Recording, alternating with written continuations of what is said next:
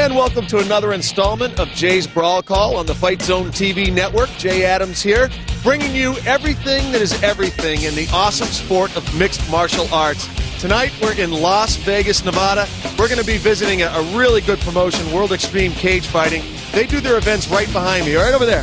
The Hard Rock Hotel, a little place called The Joint. And let me tell you something, The Joint is hopping. We're going to go inside and check it out, meet some of the fighters, meet some of the owners. We're going to have a great time, shall we?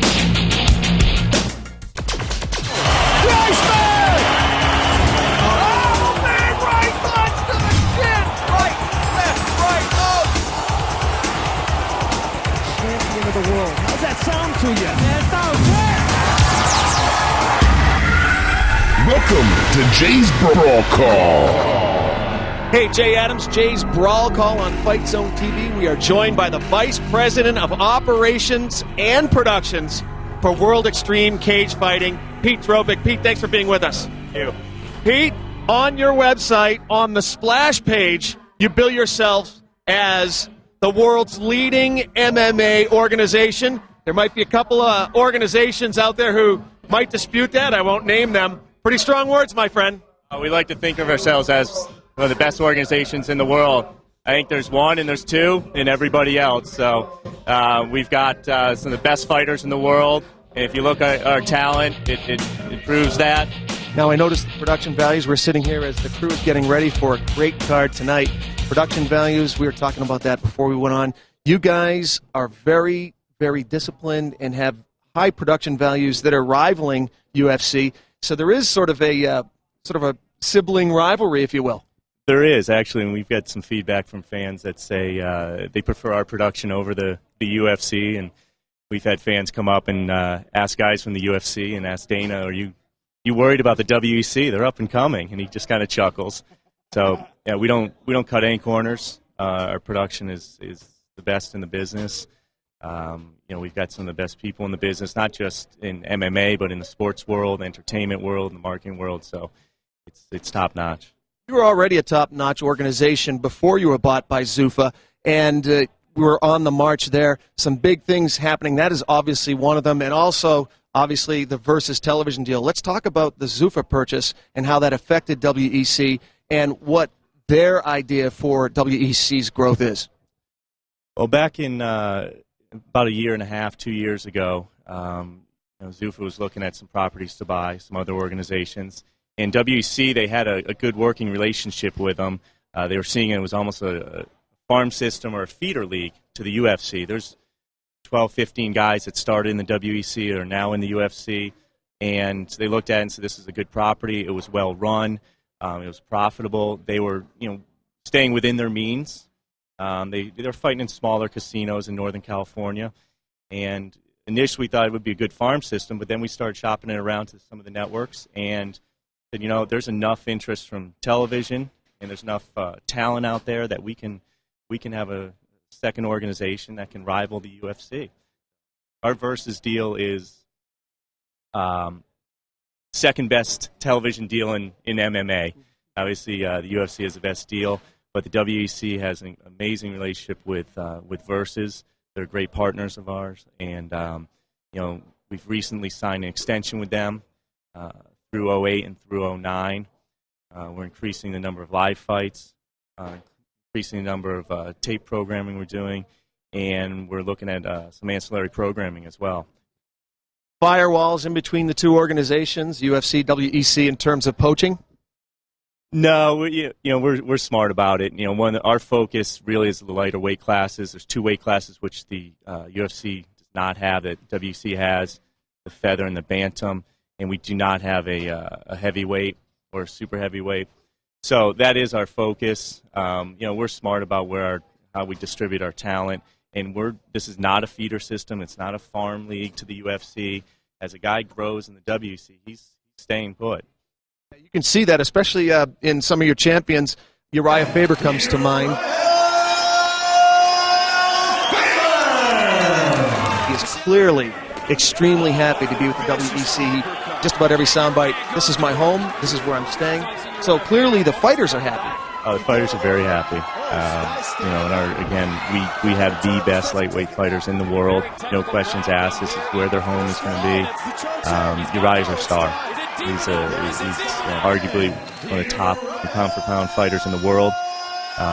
He's very marketable. He understands the business. He understands what he needs to do. Very bright, intelligent guy. Oh, wow, did you guys see that? You gotta be kidding me. He just threw a knee with 1 foot up.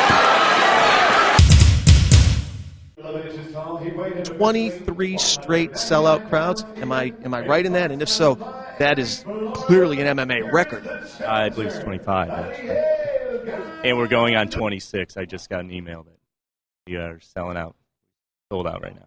That's great, because even the top promotions, you pick the top 5 promotions, that's a little bit of an issue, with the economy being what it is. Even the top promotions taking a little bit of hit in that expendable income category. That hasn't been an issue for you guys. No, it hasn't. We have been fighting in some smaller venues. We're going to start going on the road here in 08, but we've got a great fan base, great following. Our fights are exciting. We're growing our television fan base. So far we haven't had any issues, and we're going to keep doing what we do, and I let the other organizations do what they do. Uriah Faber, one of the stars of WEC, as you mentioned, and definitely has a tough fight coming up for him tonight against Jeff Curran out of Chicago. No joke in that weight. How do you see that matching up? There's been strong words back and forth between these two combatants. Who do you like? It's going to be a great fight, and this is Uriah's toughest test to date. I think it's going to be an outstanding fight, and Uriah's not taking it lightly. By all means, he's an incredible athlete. He's very disciplined. So if you're looking for my prediction, I think Uriah comes out on top. Here with Uriah, the California kid Faber, successfully defending his featherweight belt yet again, looking awesome doing so. Well, we got to say, though, Curran took you into the second round. Props to Curran as well. Hey, Curran's a very tough fighter, and he's been in this game for a long time, and he's well-rounded, dedicated fighter, and that's what needs to be the case here. And he showed some skills, and I was the better man tonight. He had your back for about the first 3.5 minutes of the first round. You definitely weren't panicked, but we hadn't seen you in that position before, someone having your back that long. What was going through your mind when he had you in that, trying to sink in that choke? I was fighting hands, protecting my neck first, and kind of trying to untangle the triangle he had on my body, the figure 4 on the body.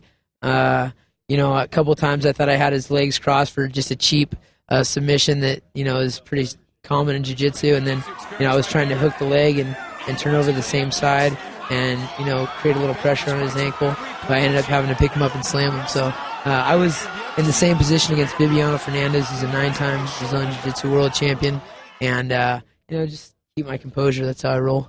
I think one of the things that really speaks to your strength is you don't see too many people, if anyone at all, spinning within a figure 4. When you had you in a figure 4 and you just spun within it, that was pretty nice move.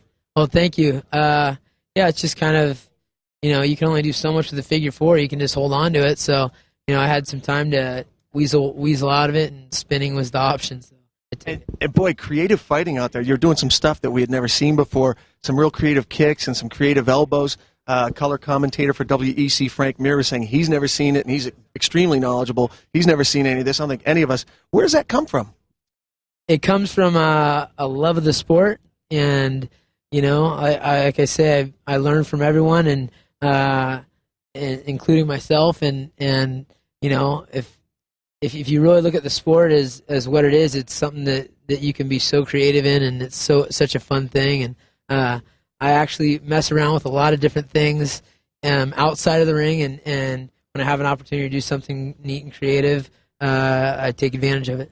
Jen's Little Evil Pulver made his WEC debut tonight at 45, dropping down from lightweight. He looked phenomenal with a really, really quick win, I think at about the 35-second mark. It seems very natural that you two would meet now. Is that something that you would look forward to? Of course I would.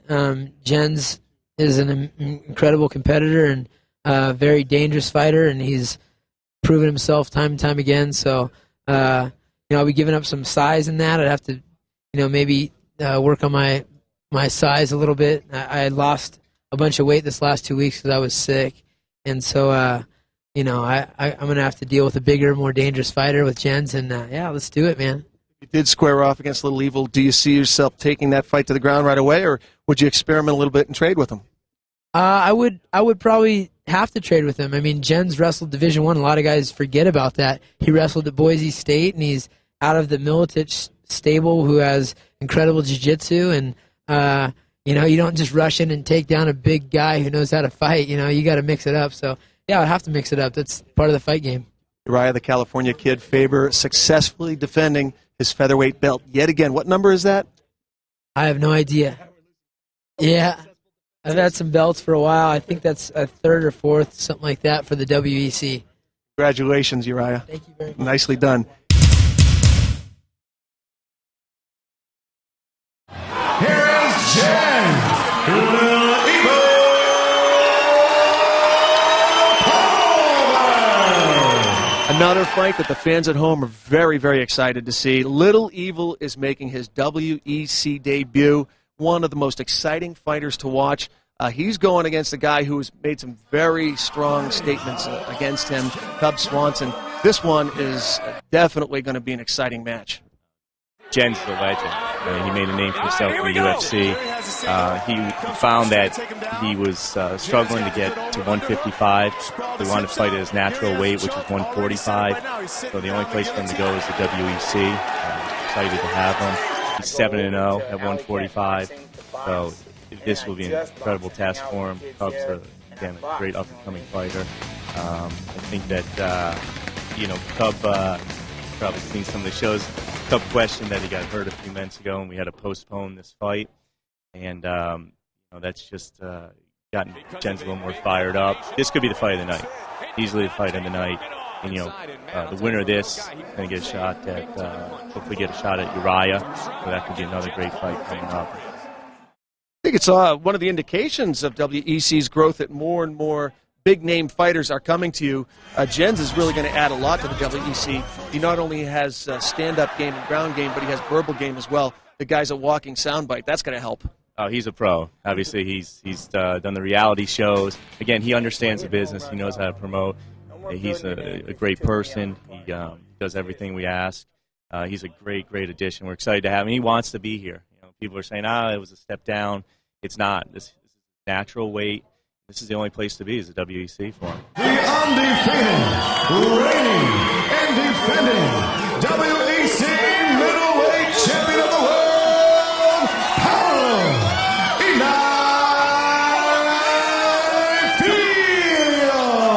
Paulo Filho, perhaps the best, if not one of the best, middleweights in the world, going against Chael Sonnen. Is definitely very serious about this match. He's not intimidated by Paulo at all. Should he be? Paulo's arguably #1 fighter in the world in the middleweight class. He's an absolute beast. And, Chael did not back down. Chael wanted to fight. Great. And, again, this is going to be another battle tonight. It feels amazing. It's absolutely amazing. And, again, that just proves that WC is not this small organization. It's not a farm system. We've got arguably #1 middleweight in the world in our organization. Glad to hear you're planning on doing a lot of touring in 2008. This is a Florida show, as we told you. Any chance of the WEC visiting the Sunshine State? Oh, absolutely. That's one of the states on our radar. It's actually, Tampa's one of our top-rated television markets. So we're taking a look at those, Miami, Fort Lauderdale, Tampa. Absolutely. Looking forward to coming down. There's great fans down in that area. Fight Zone has been on Florida for a long time, and we really feel like we have our finger on the pulse of our viewers at home. I guarantee you they would love to have you. Looking forward to coming down there. Just give me a little time, and I'll be there.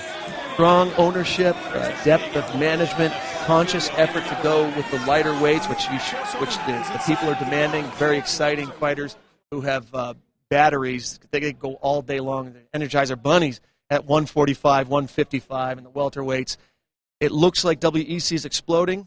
What do you expect for the future as the Versus deal is now solid and locked down? What can we look forward to in 2008? Well, we're looking to take it to some new markets. So starting in 2008, I'm going to take it out of Vegas into some other markets. We're focusing on some markets that have strong television viewership. our backing's been amazing. The Zuper ownership group is incredible. We've got strong financials. We've got the staff that can run this. We have over 100 people on our staff. That really separates ourselves from anyone else. As I mentioned before, it's some of the best in the business. We have the best marketing people in business, best PR people in business, best production people in the business, and not just sports or not just MMA, but in the overall entertainment business. Pete Drobick, Vice President of Operations and Productions for World Extreme Cage Fighting. Thanks for joining us on Fight Zone TV. Here with Jen's Little Evil Pulver, victorious in his debut in the WEC at 145.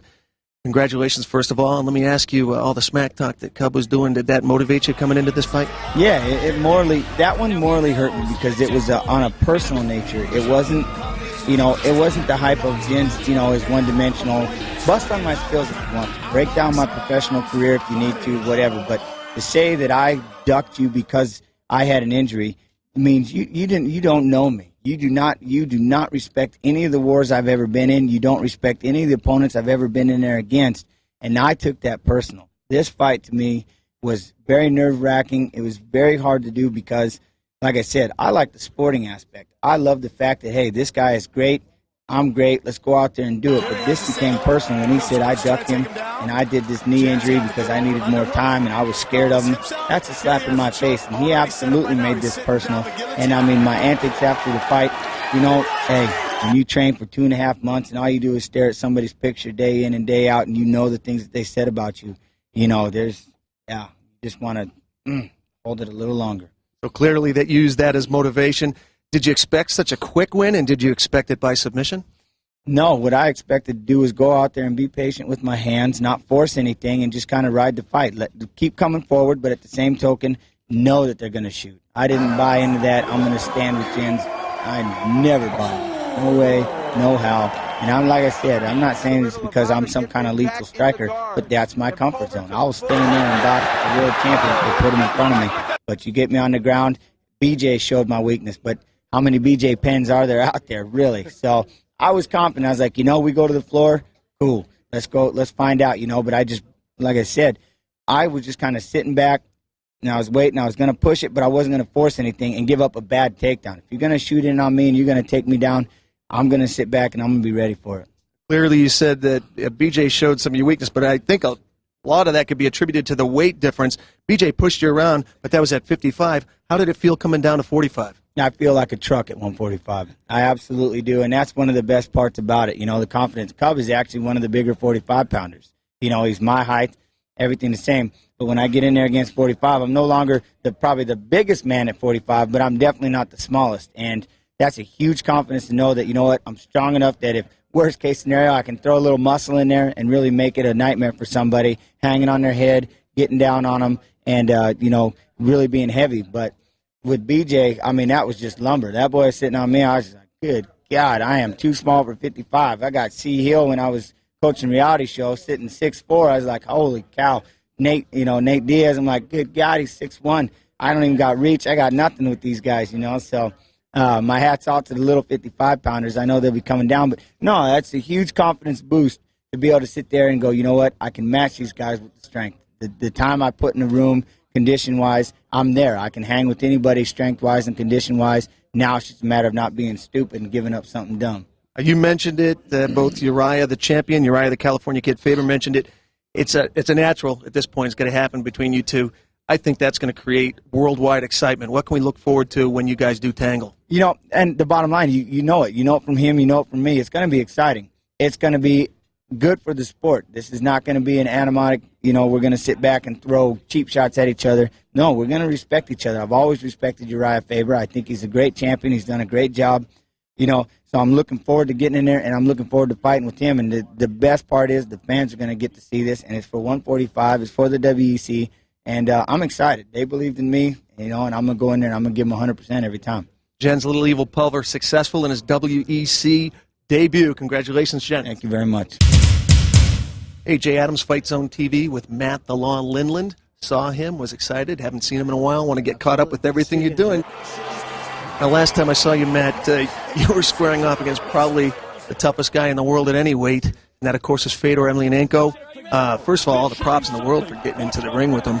Tell us what that was like. What was that experience like? I mean, the president of Russia was there. Vladimir Putin was there. I mean, invited Fedor and myself over to his house for coffee after the fights, and it was that was kind of surreal, getting invited over to the palace for coffee and tea, and the fight was great, I love Russia. I've been over there many times, wrestled there, competed there. I've got a lot of fans in Russia, so it was a good place to wrestle, and it was a great place to fight. So I was very happy to go over there.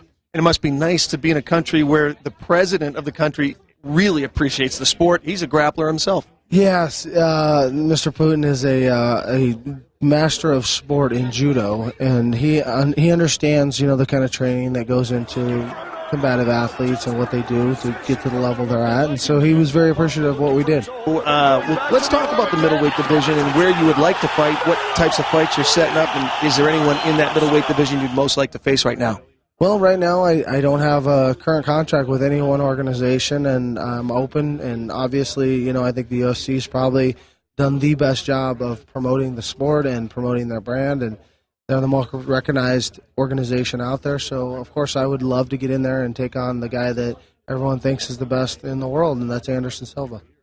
Yeah, he seems to be the best at this point with what he's done. Seems to have Rich Franklin's number for sure. That's got to be frustrating. He definitely has a style that does not match up with Rich Franklin at all. They're both good fighters.